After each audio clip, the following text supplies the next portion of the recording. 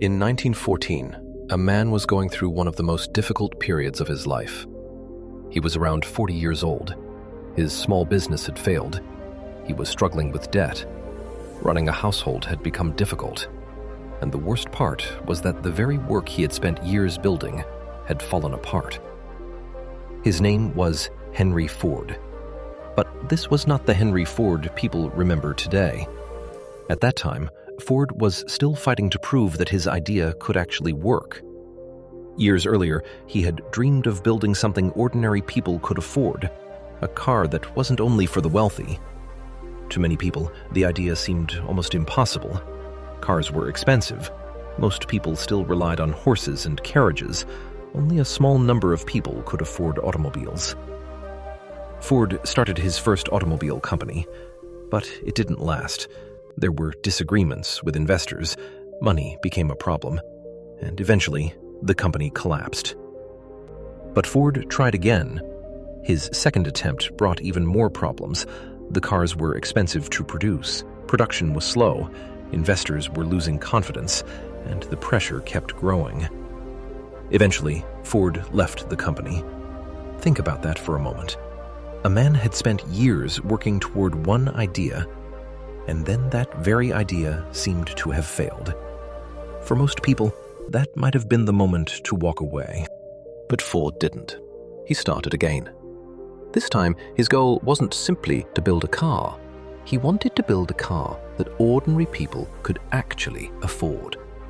In 1908, the Model T was introduced, and that's when things began to change. Ford didn't focus only on designing the car. He started asking a different question. How can we build thousands of these cars faster, more efficiently, and at a lower cost? That question eventually led Ford Motor Company to adopt a moving assembly line for automobile production on a large scale in 1913. The process became much faster. The time required to build a car dropped dramatically, and slowly, automobiles began moving beyond the world of the wealthy. But the most interesting part of Ford's story isn't that he eventually became successful. It's what happened before that success. Because if Ford had looked at his first failed company and said, maybe my idea was wrong, his story might have ended there.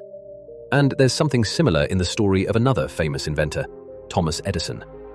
When Edison was young, one of his teachers considered him a poor student. He eventually left formal schooling at a young age.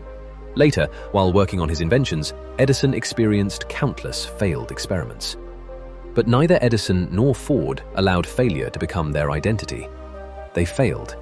They changed their approach. People doubted them. They kept working. Money became a problem. They started again. And maybe that's one of the biggest differences between failure and success. When something goes wrong in our lives, we often say, I failed.